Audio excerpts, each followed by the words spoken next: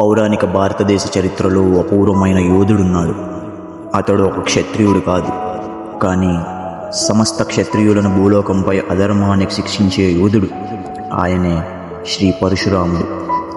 తన తల్లి రేణుకాదేవి, తండ్రి జమదగ్ని ఋషుల ఆశీస్సులతో జన్మించిన పరశురాముడు చిన్ననాటి నుంచే తపస్సుతో పెరిగాడు. శివుడి ఆజ్ఞతో ఆయుధ విద్యలో ప్రావీణ్యం సంపాదించాడు.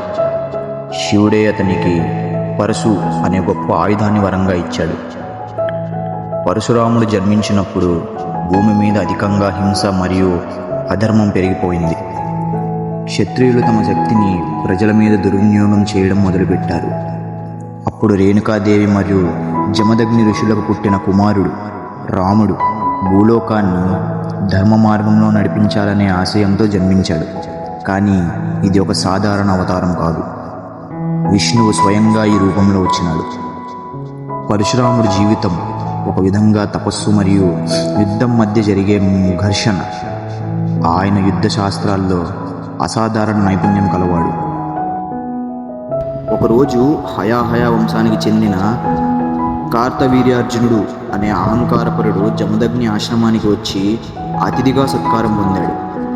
కానీ అతని ఆశ్రమంలో కామధేనువు పేరు గల గోవుని బలవంతంగా తీసుకెళ్లాడు.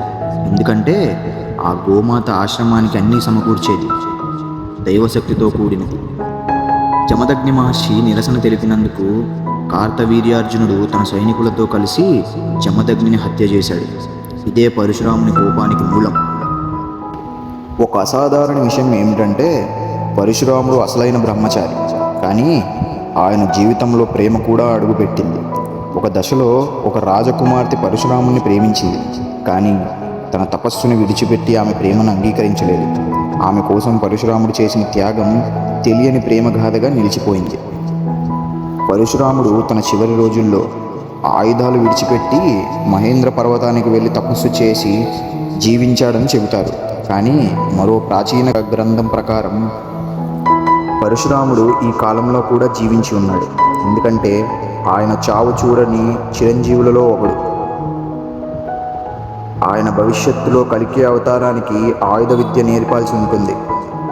పరశురాముడికి క్షత్రియులు అంటే ద్వేషం లేదు, కానీ అధర్మాన్ని చేసే క్షత్రియ ధర్మాన్ని విస్మరించిన వారికి మాత్రమే శిక్ష ఉంటుంది.